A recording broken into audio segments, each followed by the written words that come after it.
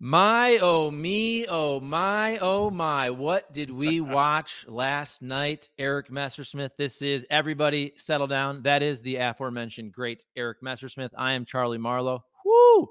I was wrong, Eric, and I will admit that even further as we progress in this podcast. But I don't want to say I don't know what to say because I have a lot to say, but I also don't know what to say in the sense of I've never seen anything like that before. Let's say that I saw this meme earlier. It's time to update your passport. Those are our choices. Look, I'll start with the mea culpa myself. Like, one of the things I take pride in is I follow this stuff closely, and I have a very opinionated, obviously, if you know that. But I try to do two things. Number one, if I'm wrong, say I'm wrong. And number two, be open to change my mind on anything and not feel bad about it if I think new information has come in or I've reevaluated old information in a different way. So on the I'm wrong aspect, as Biden would say, first, he did that like a million times with the first, second, third. But I was wrong. I thought that he, even in his diminished state, which you and we talk about all the time, everyone knows he's diminished. I thought, just like State of the Union, with all that time to prepare, he would step up and have a good night, particularly considering the low bar and the expectations. He did not. He was way under the even very low expectations that we all had for him. And I was wrong. I thought he would be able to bring it, and he just couldn't do it. He just couldn't do it. And number two, I have said all along, I thought the Democrats' best chance was Biden, but I've also said, I think there comes a point where they should make a change. And I've always thought July was that time. And that's one of the reasons I thought this debate made so much sense for a variety of reasons to have it in June. Number one, it could change the narrative for Biden if he did well and he needed a narrative change because he was behind entering the debate last night. But B, it provides you a chance to have a escape hatch if you need to break the glass and pound that emergency button. Well, it's time. The glass should be broken. The emergency button should be pounded. You need a different horse. Now, will it happen or not? That's a different question. It has to. But it just has to, in my opinion. Like, I understand the argument that entering last night, Joe Biden still gave the Democrats the best chance of winning.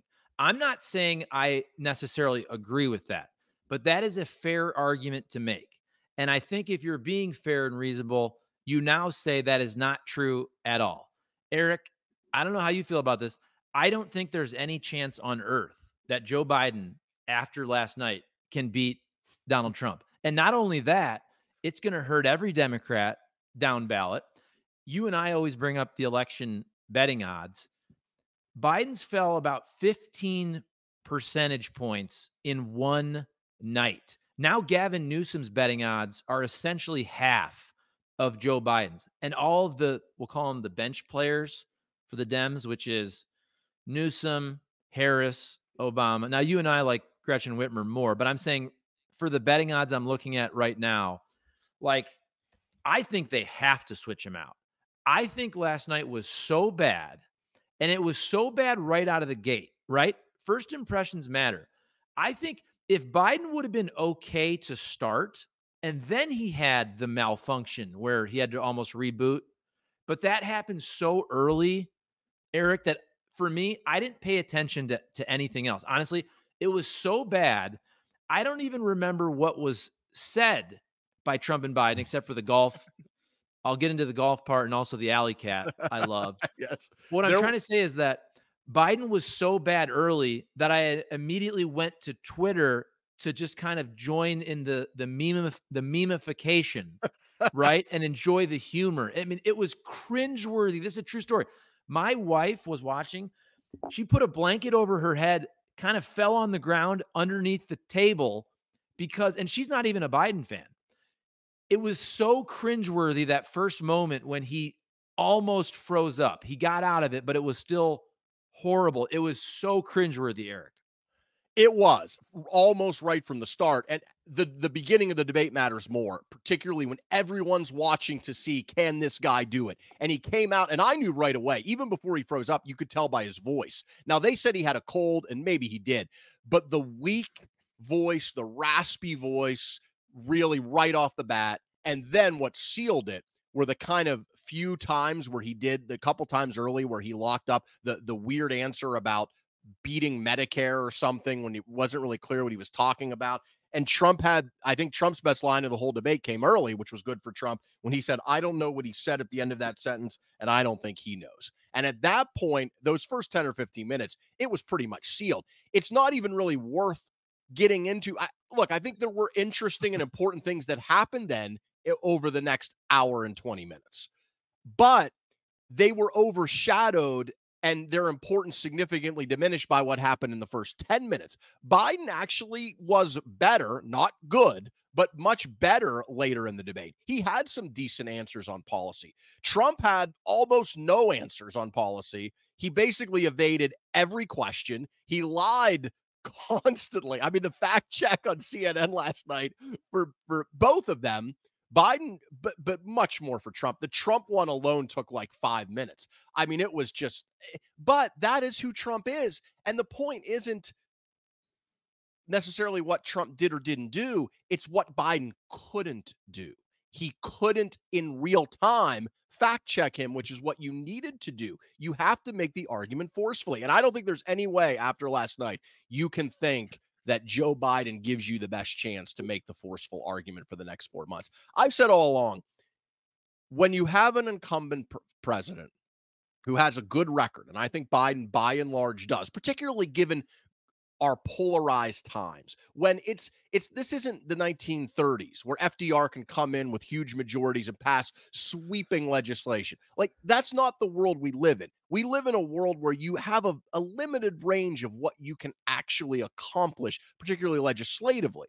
And Biden, given those constraints, I think has had a successful first term. He had a nice midterm for an incumbent president, and he wanted to run again. And that's the key thing, right? He wanted to do it. The people around him wanted to do it. Given all that, sure, let the guy have the chance to do it, because Kamala Harris didn't look like she was up to it. There wasn't an obvious candidate on the bench. So given that, I think it made sense. But it also then makes sense to say, at a certain point, if it's not working, you have to change. Now, changing is very risky.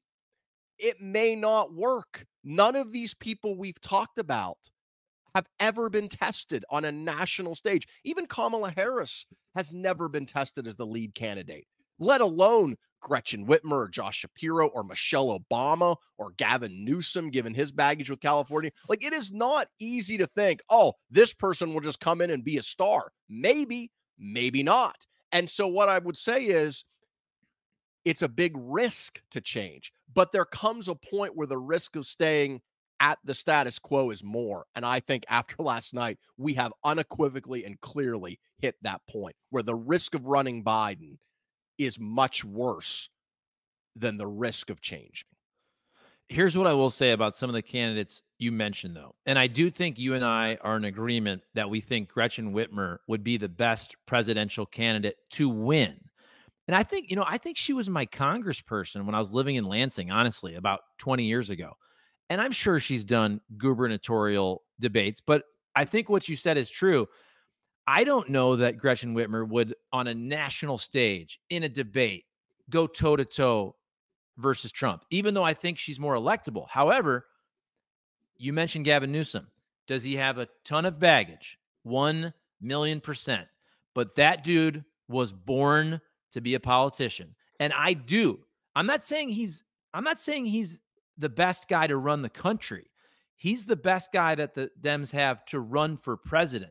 Like, if you told me, Eric, right now, Gavin Newsom is going up against Trump in a debate, I would confidently say Gavin Newsom is going to do well in that setting. I can't say that about Shapiro, Whitmer, Michelle Obama. And just so everybody knows, I'm not saying that Gavin Newsom would do the best job running the country, and clearly he has a lot of California baggage, but I do think that dude is nationally tested. He did the debate against DeSantis, where Hannity was moderating it. I mean, I've never seen a dude that was more genetically created to be a politician. When Gavin Newsom called Ron DeSantis a lockdown president, or excuse me, governor, he literally flipped the script. Like, he's the lockdown governor. He actually went after DeSantis for being the lockdown governor. And I go, this dude has no shame. I go, this dude is a political missile, right? Right. So that's the one thing. I'm not saying he's the best to run the country, but I think on a national high stakes poker game, the Dems would have confidence in Gavin Newsom for the next 4 or 5 months. People are making the argument today, Biden can still do the job, right? Maybe he can. I'm not there in the meetings. But that, here's the thing. That doesn't matter, because to do the job, you have to be able to get the job. Yes. And he can't get the job. We've always said that running for president is completely different than being president. It requires a different skill set. Some people may be better at one than the other, but they go together. They're inextricably linked, because you can't do the job if you don't get the job. And that is the problem. Biden is not, in my opinion, I disagree if you're saying Biden has no chance. Trump is so historically unpopular that there is a chance. Like right now, the betting odds have it Biden at 20%, right? To me, that's no chance. That seems a little high, right? To me, I'd put it in like the 10 to 20% chance range. But look, if you know probability and statistics, things that have a 10 or 20% chance of happening happen all the time. That's not nothing. But your odds with somebody else, I think, are more like 40%. They're significantly better. And if that person performs well, then I think you're getting close to 50-50 with the candidate. So it's time to roll the dice. I agree. Now, in terms of who it should be, if they do it, it's probably going to be Kamala Harris. I think that would be a mistake, although I will say she has improved. I saw her last night with Anderson Cooper, and he was pretty tough on her. And that's a tough spot to be in. Like, you're the vice president, and you watch that, and then you, like, 20 minutes later, you got to go on live on TV and try to defend that. That is, and I thought, given how bad Biden was, I thought she did about as well as she could. And I was watching her, and I'm thinking, you know what? She's got something. Like, I've been critical of Kamala Harris. I don't think she would be a great choice to run the presidential campaign, to be the candidate. But I will admit, I think she has improved over her time as VP. That said, if you're going to blow this up, you blow the whole thing up. You need a new ticket. You don't just need to replace Biden, although that is essential. You need a complete shakeup if you're going to go down that road. And what I've said before is, you've got to be very strategic. It's going to be tough. Whoever that ticket emerges with is going to be the underdog, most likely.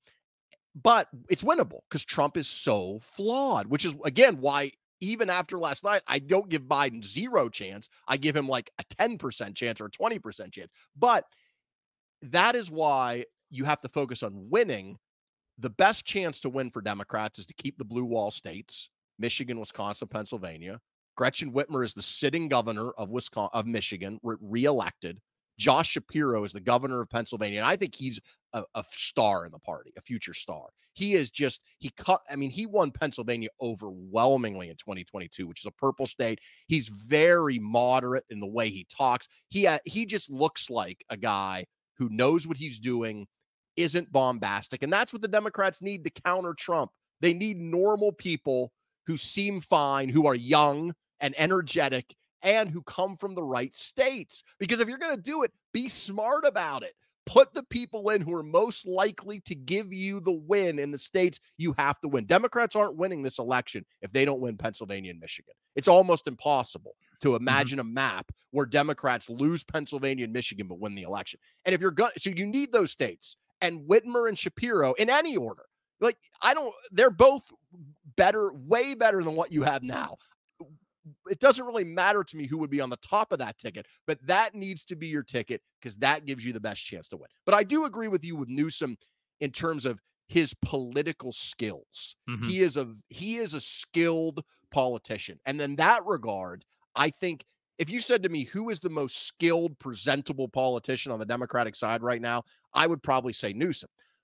the upside is high with him. The problem is the downside is ridiculously high because of the fact that he's been the governor of California for what, 6 years now, and things have not been great in the state of California. They're not as bad. You and I did a whole episode on this. They're not as bad as conservatives and conservative media would have you believe, but they're not great either. And there is a ton of baggage that would so Newsom would have the liability of not only having to defend the unpopular policies of Biden that Trump would attack him on, but his own long list of problems with housing prices and homelessness and retail theft crime and all of those things. So I agree with you that Newsom is a strong politician and would present himself well. And he probably has the highest upside of any Democrat. But I also think he has the biggest downside. And that's why, again, would I go with him? No. But you have time to figure it out. That's why I've always said, if you're going to do it, July's the perfect time to do it. Because you wouldn't want Biden, I don't think, to have stepped aside in like April. Because then you have these months and months where these candidates, they're not really, the primaries are pretty much over, but now they're just kind of attacking each other. Here you have a month where they can go to the delegates to the convention. They can try to make their case to the delegates, run, short, small campaigns, but they're probably not going to be on air attacking each other because you don't want to rip the party apart. That's the other thing, right? You want to come together and have some type of consensus. I don't know that any of this will happen, but I think the odds of it after last night went way, way up, and it should happen. It should happen. Okay. So you were talking about fact checking, and I don't think the fact checking matters almost at all after last night's debate, because I just don't think we can analyze this like it was a normal debate.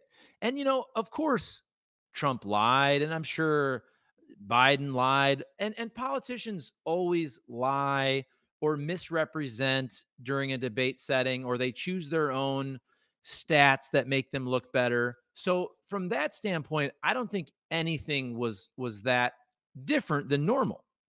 I just think that last night was so bad for Joe Biden that nothing else matters.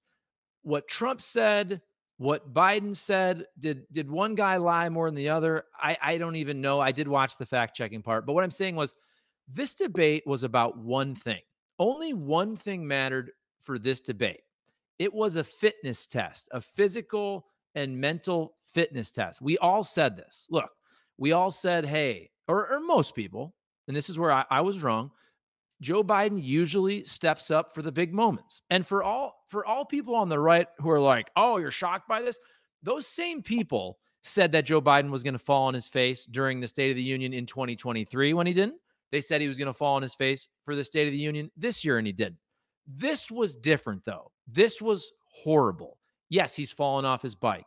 He's fallen down. He stuttered and stammered, right? This was different. It was way worse. And it was the one thing that people in the middle, there's a lot of independents out there that don't like Trump and don't like Biden. But there's a lot of people who think that Donald Trump tried to overturn the election and thus should not be able to be our next president. And I think there's a lot of people like that. Also, hey, I kind of like RFK. Maybe I won't vote at all. Maybe I'll leave it blank.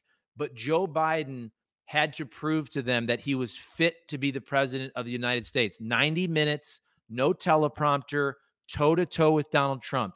And he failed so miserably to me that nothing else matters. Nothing else. After that first glitch, nothing else mattered. Honestly, it was so bad. It was so cringeworthy that, in my opinion, nothing else mattered. And immediately, I think anybody with a reasonable mind said, this dude needs to step aside. You couldn't even get to the substance or the evasiveness of Trump because that initial barrier wasn't met. And I agree with you. And that is the problem. Because if you put aside Biden, we spent a lot of time talking about Biden. It's pretty clear how he performed. Just look at Trump. He won in terms of the presentation. Like he won. If you said to me, who won the debate? Trump won the debate. I mean, even in the CNN Insta poll, 67% of people said Trump won. which is a huge margin in these polarized times we live in, especially considering in all the CNN polls in 2020, Biden won all 3 debates, according to the Insta results. So it was clear Trump won the debate, but Trump did not perform particularly well. I Can I mean, say something though? yeah, go ahead. Real quick. I don't think, and people may say, "Oh, you're saying this is a shot at Trump because you don't like Trump." That's not what I'm saying. I don't think, Eric, that Donald Trump won the debate. I think that Joe Biden lost the debate by such a ridiculous margin. So, of course, there's a winner and there's a loser. But sometimes in a baseball game, you can commit 7 errors and allow 6 Right. earned runs, right? And you lost. Right. It wasn't like Ali Frazier toe to toe and the best man won. It was Donald Trump won, yes, 100%. But he won because Joe Biden failed so historically and just in ridiculous fashion. No, I agree. I totally agree. We lost. The American people lost because these are our 2 choices. That was the real loser of the debate. But like Trump did not perform great. I mean, his answer on January 6th was shameful. He didn't really answer the question about how he would accept the election. He's the same guy. Not to mention, he had nothing on almost any policy issue. Nothing of depth. This was just my quick note. And I may be wrong on this because I jotted these down quickly, but I think I'm right. He never gave any answer in detail or in some cases at all on if he would do mass deportation, which he has said he will do, on how he will settle the war in Ukraine and Russia. He just says he'll magically solve it before he's sworn in. How he will bring down prices. Didn't really answer that, gave no specifics. If he would support a Palestinian state, what he would do for Social Security, what he would do for childcare, which is a crippling thing for parents all around the country. Nothing on climate change. All he had was some bizarre answer about water and how the H2O is clear. I mean, if Biden had not shit the bed so badly, if Biden was just fine, didn't have glitches, his voice sounded good, he was mostly coherent, we would be talking today about how Donald Trump rambled and said almost nothing of substance for his point half of the debate and shamefully tried to defend January 6th, talking about how things were actually good on January 6th and everything was fine. I mean, it was like a bizarro world, not to mention the lie after lie after lie. I mean, just simple stuff that's easy to check, like the insulin cap. Like he's like, Trump's like, I did that. No, I don't even like to get into this because if you start down the fact checking road, it would take the whole podcast, but just one simple one. Trump's like, no, I did the insulin thing. Trump implemented a voluntary insulin cap of $35 that a few insurers did and affected like 30% of Medicare recipients. Biden passed a law that implemented it universally across the board at $35 and capped yearly out-of-pocket expenses for drugs at $2,000, saving seniors, especially poor and middle-class seniors, a ton of money. But see what I just did there? Biden didn't do that. It was right there on a tee for him on issue after issue where Trump either, and when you use the term lie, it's kind of loaded because if I lie to you, that implies that not only did I tell you something false, but I knew it was false and said it anyway. Mhm. With Trump, it's hard for me to tell what is actually a lie and what he believes to be true that isn't. So whatever you want to call it, Trump said many, many things that weren't accurate, that were misleading or downright false, and Biden wasn't there to beat them back. If he would have been, that's what we would be talking about today. We'd be talking about how Trump lied continuously, and we'd be talking about how he had no policy answers, none, for almost any of the questions that he was asked. But instead, that's not what we're talking about, which is why pretty much anybody else who's generic and not 81 gives the Democrats a better shot at this point. Yeah. That's what I'm saying. Like I was all down for the policy argument and really kind of watching these guys go toe to toe. But I feel like I can't focus on anything because I just don't think it matters. And another thing is I know. Look, I grew up a Democrat. I've been less attached to the two-party system ever the last, let's say, 6 months to a year. I mean, even going back, I think the two-party system is absolutely killing us. I've said this a million times. I don't think I'm gonna use the Bill Maher and Adam Kinzinger on the other side also says, look, I haven't changed. It's the Democrat Party that changed. It's the Republican Party that changed. I'm still the same person. I don't want to really attach myself to a political party at this point. I don't want to even attach myself to a candidate at this point. But I will say, like, I've always thought that the hyper partisanship is awful. When you see last night that the Democrats tweet out that Joe Biden won the debate, when you see Jill Biden on stage acting crazy and didn't he win? He answered every question. And here's another thing. I don't know anything about Jill Biden whatsoever. I think these are decent people. I don't think these are evil people. At this point, the family needs to step in. I'm sorry. And I know a lot of people have said that over the last 6 months to a year, but also sometimes you have to hit DEFCON 1. Like, you almost have to have such a horrible performance that it's abundantly clear. And I know people have talked about elder abuse and this and that. And I think that was a fair argument, but it was more ambiguous. And I don't think it's ambiguous anymore. And if I No. was Jill Biden or if I was Hunter, I don't even want to get into Hunter, but I'm saying somebody around him, a close confidant, not just, and this isn't just about the party. Like, you want the Democrat Party to do well, but this is about your last remaining dignity, right? I mean, do you want to be, you're the president of the United States. I wish he would have announced a year or two ago that I'm not going to seek a second term, but he didn't. But he still has the chance to do the right thing and step aside because he's not fit. And it's better for the Democrats. Maybe even the Democrat president doesn't win, but maybe down ballot the Democrats do much better if they have a more competent person at the top of the ticket. I just think right now, I think Jill Biden and Joe Biden. I mean, Eric, I would never have said this before last night. Do you think in his own brain, Joe Biden thought he did well last night?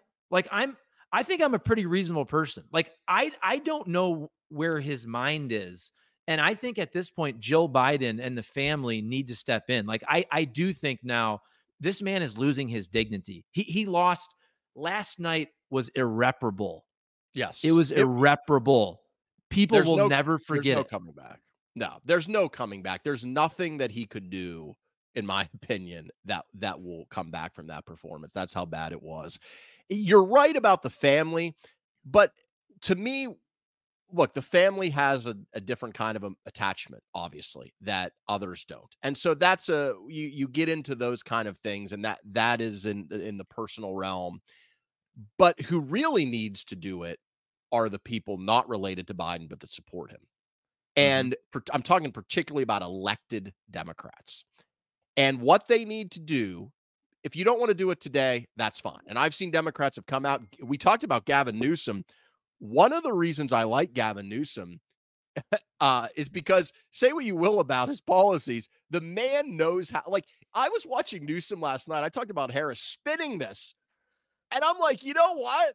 Maybe Biden didn't do that bad, even though I know he did. And I'm like, this is how He's slick good. Newsom is. He's good. He's that But good. John Fetterman came out today, and Fetterman said Democrats need to, quote, chill the fuck out. And Fetterman says, look, I had a really bad debate performance, which he did against Mehmet Oz in the Senate race. The difference is Fetterman's awful debate performance was because he had a stroke. He Yes. is recovered and doing better. The problem with Biden isn't that he had a bad performance. Barack Obama was terrible in his first debate against Mitt Romney in 2012. The bad performance isn't the problem. The problem is the bad performance was a result of things that fed into the pre-existing narrative that was already there. And that narrative was not based on nothing. It was based on the fact that we've seen him and he's been shaky and he's not the same guy and he's 81. And unlike Fetterman, it's not going to get better. It's going to get worse because he's not asking to be elected to a term for 6 months or a year. He's asking for a 4-year term until he's 86. And no one, after last night especially, thinks this man's going to be able to serve until he's 86 years old. I mean, come on. I think Democratic officials elected and they need to come to him in private first. And again, it doesn't have to be today. Let Here's what's going to really move the needle for those who are Biden supporters and who have not come out publicly is the polling a week from now. The betting odds we mentioned dropped from about 35 down to 20, which is a huge drop. The polling numbers, it's going to take a little time. But we know what the results were heading in, which was nationally Trump was ahead by a point or two. In a week or 10 days, Trump's going to be ahead by 5, 7. I don't know. We'll see, maybe more. But enough that it's going to be pretty much insurmountable because Trump has an advantage in the Electoral College. Biden won the popular vote in 2020 by 4.5 points. And if 0.5% shifted in 3 states, Arizona, Georgia, and Wisconsin, Trump would have won. So Trump could have theoretically lost the popular vote by 4 points and still won the presidency. Now, is it going to be that much of a gap this year? Who knows? But there's going to be a gap. So if Biden's down by 6, 8, 10 points, when he's got to win by 3 or 4, I mean, that is going to be the moment where Democrats need to come to him privately first. Barack Obama, Chuck Schumer, Nancy Pelosi, they need to come to him in private. Young like people. Republicans, right? Yes, really young. They need to come to him in private like Republicans came to Richard Nixon in 1974 and said, look, it's just not going to happen. You got to go. And then if he doesn't, and this is hard and painful, you got to come out publicly. And that's a hell of a risk to take. I get it. But if you come out together, if 4 or 5 prominent Democrats come out together and say, we need somebody else, the pressure at that point, the dam could break. And then you force his hand. Look, that's a rough thing to do to a man who many of these people not only respect, but they like, or in some cases love. A man who has been a champion for them and their causes for a long time. I get it. I'm not saying it's easy for his family, for his friends, for other people. But there comes a point where you have to make that change and you have to do that. Okay. Where are you on this conspiracy theory? And I think, look, I'm not Mr. Conspiracy Theorist, although I like to dabble. But this one I think makes a lot of sense. When you think about the timing of this debate and the fact that it was billed as being unprecedented because it was so early in the election cycle. And what I'm talking about is this. Let's say that Joe Biden and Jill and family are gung ho, like we are not. I'm talking about entering this debate or this period of time. They're gung ho, like we are not stepping aside, full steam ahead. This man's running. And then let's say the Democrat operatives that kind of put this all together say, look, man, there's no way this dude is going to be able to perform for 90 minutes without a teleprompter. So let's have this debate early, June 27th. Think about the holiday also. And look, dude, again, I'm not Alex Jones here, but it's the perfect time. Today's Friday. If you think about how people go about their life during the holidays, you have July 4th. It's in the middle of the week next week. You essentially have 11 days, 10, 11 days, if you go back, whatever, to last night. You have 11 days and a holiday to kind of really strategize. I mean, honestly, it's and nothing Biden does over the next 11 days really matters, right? Like polls may come out, but it's a short week next week because of the holiday. The Democrats have a week and a half to now analyze what was an absolute disaster, which probably a lot of people on the inside knew was going to be a disaster. Maybe not to this degree, but that it was going to be bad. So what do you think about that? Because honestly, like it does make a lot of sense. If you're going to essentially quasi force out Joe Biden, you could understand why doing the debate early, having July 4th and a full week and a half to really sit down and strategize, it makes sense to me. I think the reason they did the debate this so early, historically early, is because despite their confident demeanor, they knew that they were behind and the race was getting locked in. and they knew that they had to shake things up, and I think they felt like waiting until the conventions were over, you get into September, October, it may have been too late. And so I think that's why they wanted to do it early. I do not think this was some, grand conspiracy. I think Biden and his campaign wanted this early for that reason, to shake it up. But it had the added benefit, and I've said this before, of being at a perfect time where if you needed to break the glass and press the emergency button, you could do it. And look, this isn't something I'm just saying for the first time. You go back and watch a previous show. I've said before, what if he got up and gave like a Bill Pullman Independence Day speech and said, I have given my life to public service and the Democratic Party. And I really believe what I say about Donald Trump being a threat to democracy. And I have looked at it and determined that I'm not the best person to stop him. And on this anniversary of our founding, I am putting the country ahead of myself. And I am going to allow the delegates to pick the nominee at the convention. I'm not going to run. I mean, look, is it kind of cheesy with the flags and July 4th? Maybe, but I think that's a great time to do it. Tie yourself to the history of this country and say, look, this isn't about me, Joe Biden. I recognize my time has come and gone. And I think beating Trump is that important that for my party, for my country, I'm going to step aside. I think history would remember him very kindly because, as I said, despite what we saw last night from Trump, and look, I want to be clear, I'm not a Democrat or a Republican. I have my disagreements with Joe Biden, particularly on immigration, as I've talked about before. But overall, I think he's had a very effective first term. A lot of the policies he's put in place are going to happen over a long period of time. I think history will remember this first term fondly. And I think if he stepped aside, especially if Democrats were able to win and defeat Trump again, I think history would remember him well. I have to say this real quick. I just got a call from somebody who is watching. As we're recording this, Biden is giving his first rally in North Carolina post-debate. And this person told me, and this is a person who I talked to last night who recognized the complete tragedy of that debate for Biden. This is not a hyper-partisan person. They were all on board with kicking Biden to the curb last night. And they just told me Biden is killing it today at this rally, which I'm sure he is, and I'm sure he'll do that again. But that's not going to help the cause because, as you said, he could have 20 great rallies in a row over the next 3 weeks. That doesn't undo the damage of last night because it wasn't about a bad debate performance in isolation. If it were, then the rally today and great rallies in the future could overcome it. It was about the biological clock. He's 81. He wants to term until he'll be 86.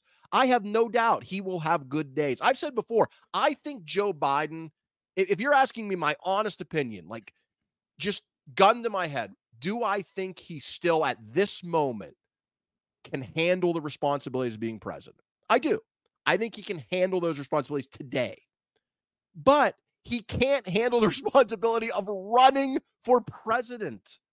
That is the point. As Trump said last night, like one of the great things about Trump is that he says things that other politicians don't say that are true, but like they just won't say it because it looks bad. When they asked him about abortion last night, Trump literally said, you got to win. You have to get elected. That's an exact quote. It was great. He basically said, I'm just kind of moderating my position because I want to get elected. Now, it was great. That is not a great quality in a person, but it's true that you have to get elected. That part is true. So whether Biden can do the job today matters because I want my president to be able to do the job. But for the election, it's irrelevant. It's irrelevant because you have to win. And does anybody really think this man gives you a better chance to win than whoever would emerge from a contest behind closed doors and in person at an open convention? Here's what I'm saying, though, where I mostly agree with you Because I've said, I think behind closed doors, he's sitting in a meeting room, he's got a team. He has been really good at passing legislation, big time legislation, Joe Biden. But the president of the United States is different. And I brought this up when John Fetterman was going through his thing, and it was way different because he had a stroke and he's half the age of Joe Biden. But I said, look, a senator, your job is to get the 50-51 votes and pass things, right? Like, I don't think my senator has to be the football coach that makes the great speech. And I do think a big part of being the president of the United States, the leader of the free world, is being that strong leader and projecting strength. And let's be real, Joe Biden is really bad at that. When you're old and weak and feeble and frail and you couldn't talk last night, he was whispering, he was coughing, and I'm sure he had a cold. That's okay. But it wasn't just the cold. It was 2 years worth of this behavior. And he projects weakness. Now, I'm not one of these people that says, "Oh, Putin invades because of Biden's weakness and Kim Jong Un's going to do something in China." Like, there's something to that. Like, I'm not going to completely discount that, but I do think the president has to be more of kind of the old Gipper, right? Like, I do want my president to be strong and like George W. Bush. I have a lot of qualms with him, but like he threw the strike after 9/11. Yep. 9/11. I mean, look, With a maybe bulletproof vest on, with a too. bulletproof vest. And maybe they, should have seen some of the intelligence that it was coming, but he stood on the rubble. He stood on the rubble with the bullhorn. Like, Yes, Eric, I do think that matters for the president. I wouldn't say that it about does. my Glendale mayor. I wouldn't say that about a senator from Missouri or somebody in Congress. Like, they're there to get the votes to pass things. I do think the president needs to be that world leader and keep people in check. And let's be real, Joe Biden is very, very bad at that aspect of the job.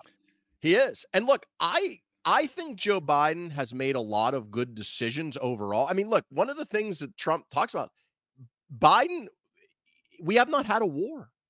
Yes, Russia attacked Ukraine. Would that have happened under Trump? Who knows? I think in Gaza, the Hamas situation was more about, if you followed it, Israel's internal politics. Israel was on, I mean, some people said they were on the verge of a civil war. I don't think it was quite that far, but there were hundreds of thousands of people in the streets leading up to October 7th protesting Benjamin Netanyahu. I think that has a lot more to do with why Hamas struck on October 7th than anything Joe Biden did or didn't do. But since then, a lot of people thought we'd be dragged into a war with Iran. That hasn't happened. Like, Biden has kept us out of those things. Making decisions is the most important aspect of being president. Working with Congress, the things we don't see. But it's not the only aspect, because as you mentioned, it is also important how you present yourself in public. It is important when you give speeches as the American president. It is important when you do press conferences. And what you say and how you say it matters. And I just don't know. Well, again, I get that it's really hard to push out a guy who's the incumbent president, who you really like, who has done so much for the party. But there comes a point where it's not just Biden that has to put the country ahead of himself.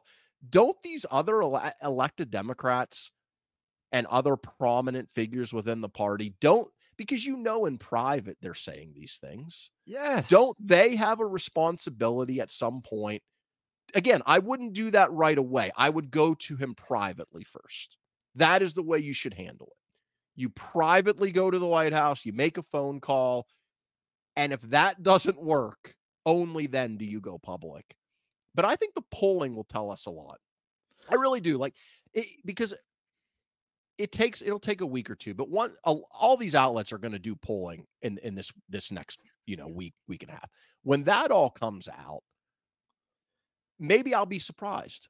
Maybe the polls won't move at all. I mean, up to this point, nothing has really changed the polling, right? But this was such a monumental event. I will be shocked if it doesn't move the needle. And if Biden's down 6, 8, 10 points when he's got to win by 3 or 4 to win the Electoral College, if you're Democrats across the board, how do you not look at that and say, this is that once in like a century time where Yes. we have to do something that's normally crazy, because it Yep. is. It's normally crazy to try to kick out the incumbent president a month before the convention and 5 months, 4 months before the election. That's an insane thing to do. But you know what's even more insane is running an 81-year-old candidate who is almost certain to lose. That is more insane. I actually think it's crazy not to do that now. I don't consider myself a crazy person. I think you're crazy, not you, Eric, but I think the Dems are crazy if they don't do that. Because, and when I said earlier Joe Biden has no chance, I look at 5, 10, 15, 20% as no chance to me. I think they have to make a change. Now, I don't know if we'll end on this, but we've had a pretty substantive talk here with some humor mixed in. But I feel like last night, unfortunately, humor also won the day. I think Elon Musk even said that he said something. He tweeted something like, "The winner in this was memes." And dude, I did immediately go to X, and it was hilarious. People are so smart. There's so many smart, funny people out there that can use memes and gifs and funny little couple sentences. So first of all, the golf segment was amazing. Again, Yes. if you it's just so good. It was so good. And again, like it's two babbling 80-year-olds arguing. And this is such a dick measuring contest. Like they're 80, they're still, you're a 6 handicap, I'm an 8, I'll out drive you, you carry your bag.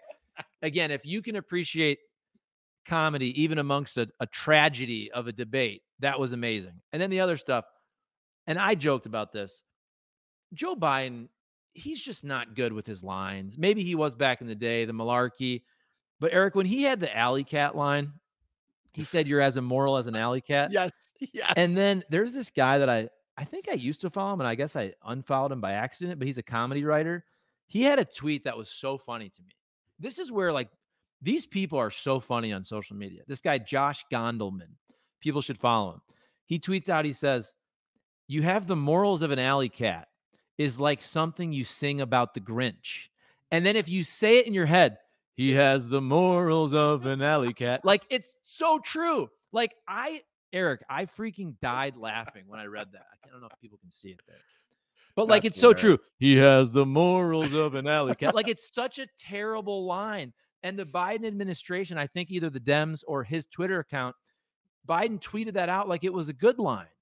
And it was such a bad line. And I don't know. It, it's an Last old night look. was hilarious.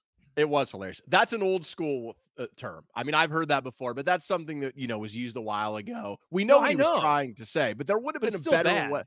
Respect. There would have been a better way to make that same point, right? Like calling out Trump for the things he did, and because you can run down a litany of them and be like, is this the guy like that we really want making decisions for our country? But also, it required Trump that moment to say a line that I'm quite certain has never been said in a presidential debate before. "I did not have sex with a porn star." Like, if you would have Yes, told me 15 years ago that that line would be that's mentioned great. at a presidential debate, It's amazing. I would have never believed it. I mean, the candidate who had to say, "I did not have sex with a porn star," won the debate. That is where we Easy, are in big, 2024. bigly. The other thing, just one real quick note on this, because this is something that I think, again, was a missed opportunity for Biden. If you're going to bring up the alleged comment Trump made about not when he didn't visit the cemetery when he was Yep. president in France or in Europe, when Trump allegedly said that they're suckers and losers, the people buried there. If you're going to bring that up, which I think it's fine to bring it up, I think it's a window into Trump's character. You need to make sure you have the specifics. And Biden did okay in that, I think, but he could have done even better. That was General John Kelly who said that, a 4-star general who was Trump's chief of staff. So it really comes down to, do you believe Donald Trump with his, let's say, fraught history with telling the truth, or do you believe the 4-star general who was his chief of staff? Right? That is the argument to make about you're a sucker and a loser when Trump allegedly was talking about the veterans. But you're right. It was just how about Trump then with the golf conversation being like, let's not act like children. After they had just literally acted like children for a minute about talking about who had the lower handicap. Amazing.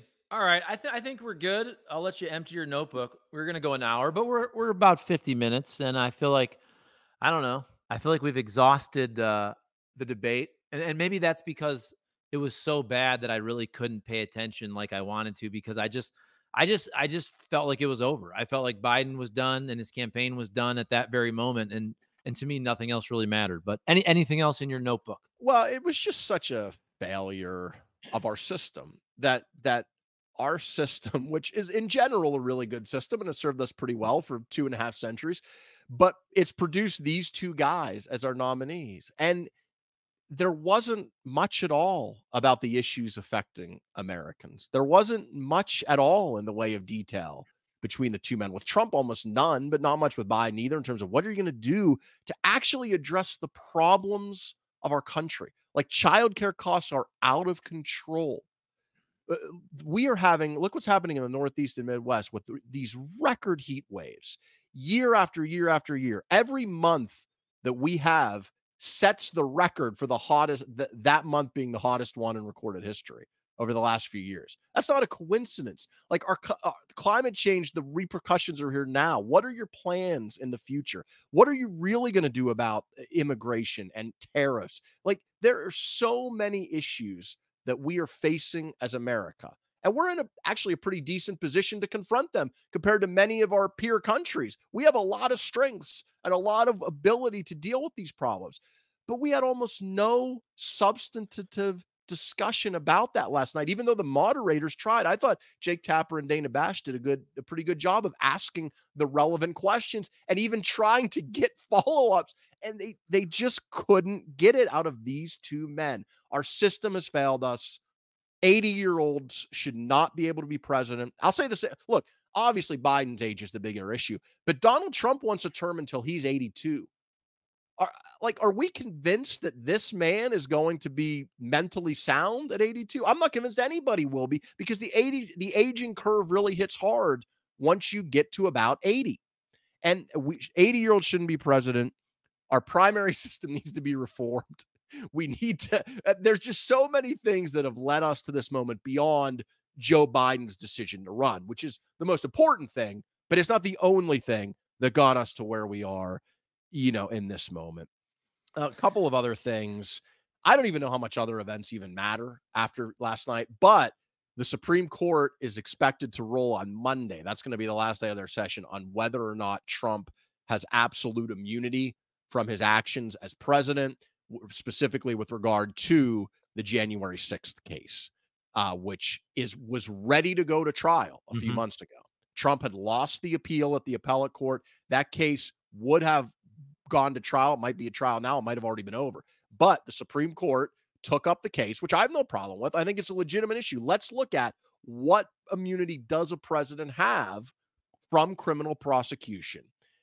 Where does his official actions end and personal actions begin? That's a fair issue to look at. But we'll see on Monday what they say.